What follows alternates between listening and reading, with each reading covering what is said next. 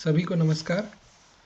आज हम लोग यूपीपीएससी में एमओसीएच और एएमओ के फॉर्म को ऑनलाइन भरने की प्रक्रिया का एक ब्रीफ वीडियो देखेंगे।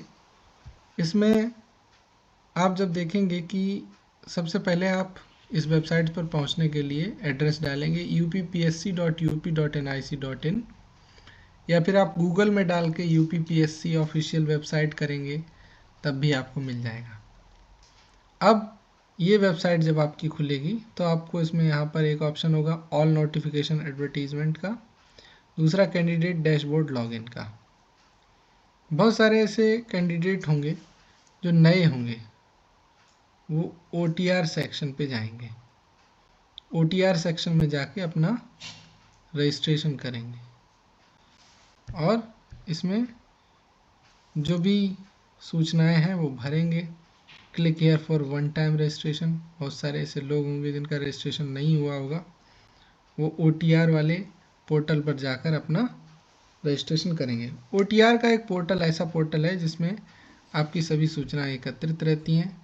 जब भी आप कोई फॉर्म भरते हैं तो OTR से वो सूचना लेकर उस फॉर्म में अपने आप भर दी जाती है। इससे क्या होता है, आपको सभी सूचनाएं बार बार भरने की ज़रूरत नहीं पड़ती, आपका काम एक ही OTR नंबर से हो जाता है। फिर यहाँ पर रजिस्टर कर सकते हैं नया खोलने के लिए, अगर पुराना है तो लॉगिन कर सकते हैं, पासवर्ड भूल गए या मोबाइल ईमेल आईडी चेंज कर सकते हैं। नया OTR भरने के लिए आप अपनी ईमेल आईडी मोबाइल नंबर डाल के ये OTR की प्रक्रिया को आप कर सकते हैं। OTR जब आपका हो जाएगा तब आप ऐसी स्थिति में आ जाएंगे कि आप खुद से अप्लाई कर सकते हैं। तो चलिए फिर मैं आपको उस सेक्शन पे लेके जाता हूँ। आप होम पेज पर गए, होम पेज पर जाने के बाद आपने ऑल नोटिफिकेशन एडवर्टाइजमेंट पे क्लिक किया। यहाँ पर डायरेक्ट रिक्रूटमेंट जो हमारा एडवर्टाइजमेंट नंबर है ये वाला, इसको आपने देखा। एप्लीकेशन की भरने की तिथि 22 दिसंबर से शुरू है, लास्ट डेट 22 जनवरी की है 2026 में। फीस भरने की और उससे संबंधित सुधार की ये डेट है और मॉडिफिकेशन की आखिरी डेट भी 29 जनवरी 2026 है। यूज़र इंस्ट्रक्शंस इसमें दिए हुए हैं, हिंदी और इंग्लिश में आप पढ़ सकते हैं, जिसमें आपको सामान्य निर्देश, OTR आधारित निर्देश होंगे, कुछ शुल्क भुगतान की प्रक्रिया के कुछ निर्देश हैं, ये सभी चीज़ें इसमें दी हुई हैं। और क्या क्या इसमें दिया हुआ है, बैक में जाइए।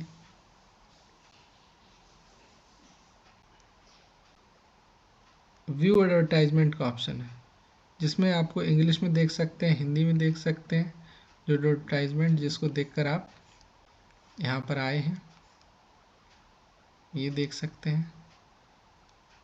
और सैम्पल कॉपी और कंप्लीट प्रोसेस जो है वो भी मैं आपको बताऊंगा। इसके अलावा इसमें एक और ऑप्शन है, तीसरा ऑप्शन है जिसमें आप अप्लाई करते हैं। तो अप्लाई करते ही आपको परीक्षा का नाम, विज्ञापन संख्या, विज्ञापन कब शुरू हुआ, कट ऑफ एज किस डेट से आप कैलकुलेट होगी, वो सब लिखा हुआ है। इसमें कई सारे हैं, जैसे आप अगर हेल्थ फैमिली वेलफेयर में या आयुर्वेद डायरेक्टरेट में है तो इसमें 2 पोस्ट निकली 6 और 7 नंबर पे, चिकित्सा अधिकारी आयुर्वेद और medical officer community health Ayurvedic and यूनानी। गजटेड पोस्ट हैं 56,100 से 1,77,500, ये स्केल है इनकी। लोअर एज है 21 साल, अपर एज है 40 साल और वैकेंसी कितनी 168 आयुर्वेदिक हैं, 884 एलोपैथिक है। अपनी अपनी क्वालिफिकेशन को क्लिक करके आप देख सकते हैं सभी लोग, और उसमें फीस का भी वर्णन है। जब आप अपना ये सब चीज़ें देख लेंगे उसके बाद आप, जैसे आपको जब आयुर्वेद का भरना हो तब इसमें ऑथेंटिकेट करेंगे, MOCH का जब भरना है तो इसमें ऑथेंटिकेट करेंगे। 2 अलग अलग फॉर्म हैं, दोनों को आपको भरना है। जब ऑथेंटिकेट करेंगे तो आपको एडवर्टाइजमेंट नंबर दिखाएगा, पोस्ट का नाम दिखाएगा, किस डायरेक्टरेट के अंदर है, और फिर किस डेट से आपकी एज कैलकुलेट होगी, ये सब आपको दिखाएगा। ये सब बेसिक जानकारी थी जो मैंने आपको बताई। आप जब ये इतनी प्रक्रिया कर लेंगे उसके बाद अपने आप को OTR सर्वर से ऑथेंटिकेट करेंगे।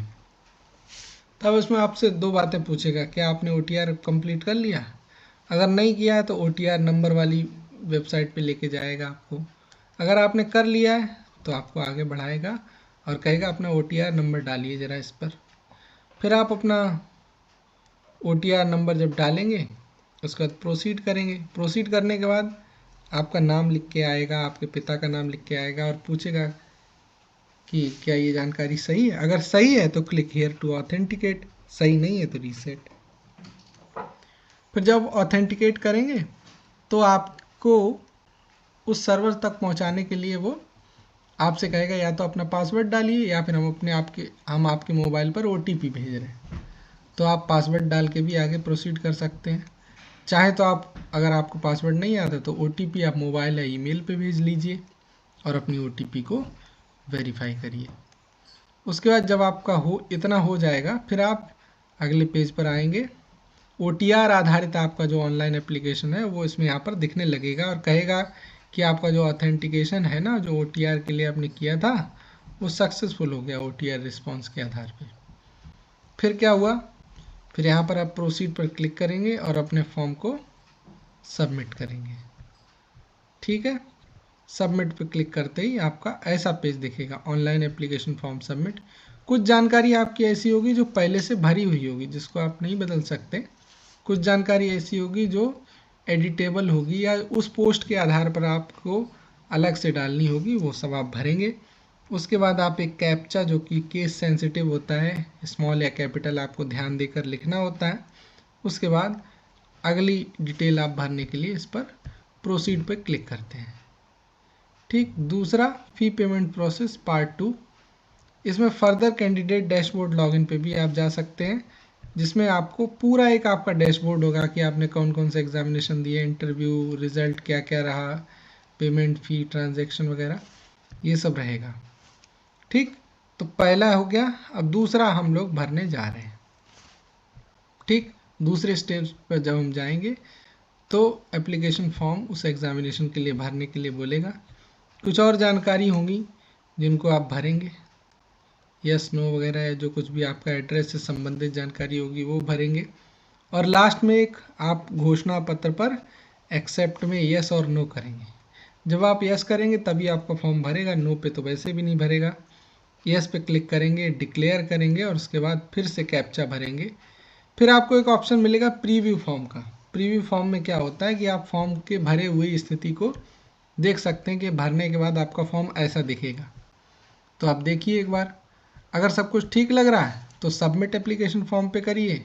अगर ठीक नहीं लग रहा है तो एडिट पे क्लिक करके दोबारा से सभी जानकारियाँ जो जो गलत है उनको ठीक कर दीजिए।